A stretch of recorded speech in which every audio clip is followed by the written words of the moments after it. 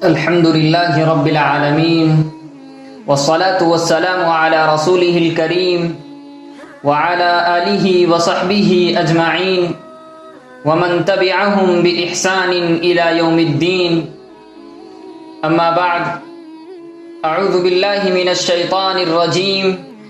بسم الله الرحمن الرحيم. يا أيها الذين آمنوا ادخلوا في السلم كافة ولا تتبعوا خطوات الشيطان إنه لكم عدو مبين. صدق اللہ العظیم. محترم ناظرین،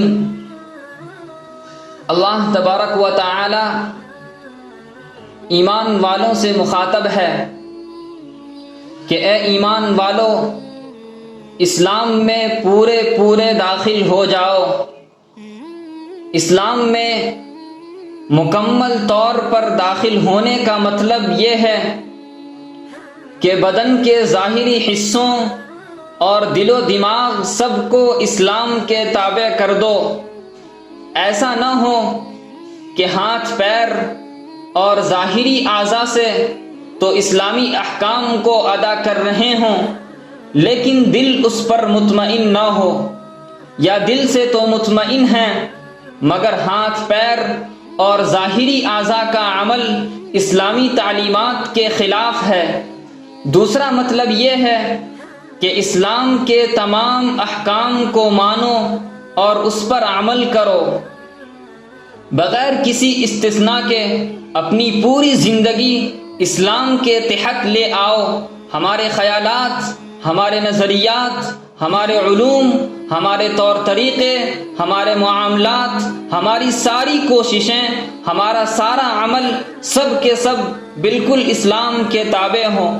ایسا نہ ہو کہ اپنی زندگی کو مختلف حصوں میں تقسیم کر کے بعض حصوں میں اسلام کی پیروی کر رہے ہوں اور بعض حصوں کو اس کی پیروی سے مستثنا کر لیں، بلکہ مکمل اطاعت مقصود ہے.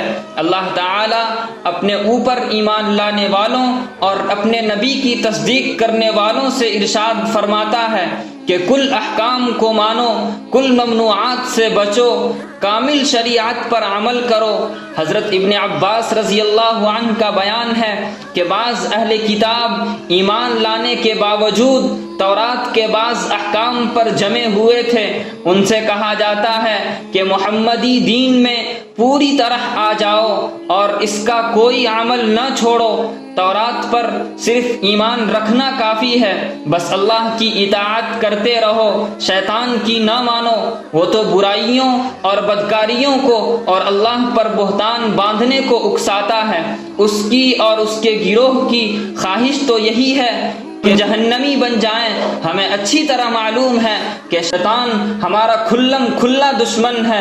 اس نے اللہ کے حکم سے روگردانی کی اور حضرت آدم علیہ السلام کو سجدہ کرنے سے انکار کیا تو اللہ تبارک و تعالی نے فرمایا فَخْرُجْ مِنْهَا فَإِنَّكَ رَجِيمٌ. اور جب اسے وہاں سے نکال دیا گیا تو اس نے چیلنج کیا کہ میں آدم کی اولاد کو اللہ کے راستے پر چلنے نہیں دوں گا، میں ہر طرح سے انہیں گمراہ کروں گا، فکری راستے سے بھی حملہ کروں گا، تہذیبی اور تمدنی راستے سے بھی حملہ کروں گا، تعلیم کے ذریعے سے میں ان کے تصورات بگاڑ دوں گا، میں ان کے سامنے آرزوؤں اور امیدوں کے ایسے جال پھیلاؤں گا جس کی وجہ سے وہ اسلام کے راستے پر ثابت قدم نہیں رہ سکیں گے. قرآن کریم نے اس کی ان تمام باتوں کو دہرایا تاکہ مسلمان اس کی دشمنی کو اچھی طرح سمجھ لے اور اس کی گمراہ کن کوششوں سے بچنے کی کوشش کرے. لیکن افسوس کی بات یہ ہے کہ آج انسان قدم قدم پر شیطان کی اتباع کر رہا ہے، شیطان کی پیروی میں لگا ہے اور اسے گالی بھی دیتا ہے اور بڑی آسانی سے شیطان کے بہکاوے میں آ جاتا ہے اور احساس تک نہیں ہوتا. اللہ تبارک و تعالی ہم سب کو شیطان کے بہکاوے سے بچائے اور صحیح دین پر پورے طور پر اسلام میں داخل ہونے کی توفیق عطا فرمائے. آمین.